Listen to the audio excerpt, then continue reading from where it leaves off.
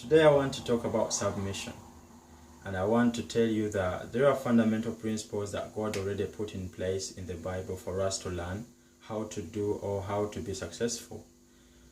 Just as we have scientists and physics, they made physics, they made mathematics and all that, and I want you to know that there are some things that you can't do when you don't know given formulas, when you don't know some formulas.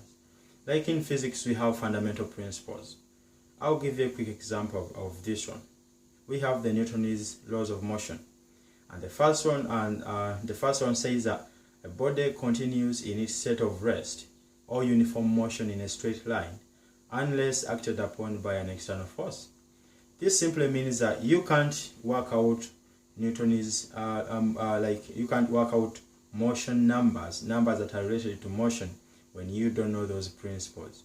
You have to master the principles so you can do the numbers. In mathematics, you'll find that you have to have formulas with you, so to do some numbers, so you can do some numbers.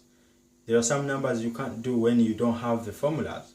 It has no gender balance. Even if you're a woman, even if you're a man, you have to know the formula first so you can do the number and be successful. Now, when it comes to submission, God has put this fundamental principle in the Bible for us to be exalted. That's the results. We will be exalted when we do it. It has no gender balance, because I normally hear men claim submission from their women or husbands from their wives. They tell them to submit, and sometimes it actually happens after some good years from when they said I do. Not just after they say I do, but after some good years have passed. But anyway, you have to learn to practice the fundamental principle of submission in order for you to be exalted by God. If you don't practice it, you won't be exalted. It's just that. You don't have to claim for it. You don't have to put signposts anywhere to tell people to submit to you, but you have to learn to practice it anyway. Even if it is hurting you, you have to learn to practice it. Submission is quite different from obedience, because submission lets you yield to the other person's ideas, putting in mind that they are good or they are better than you. You may not tell them that, but you have to bear in mind that they are better than you. So you just yield. I don't know whether you understand me when I say yield. You yield to their ideas. And whenever you yield and submit to them, God will exalt you. Take an example of Lucifer. Lucifer exalted himself and was put down by God.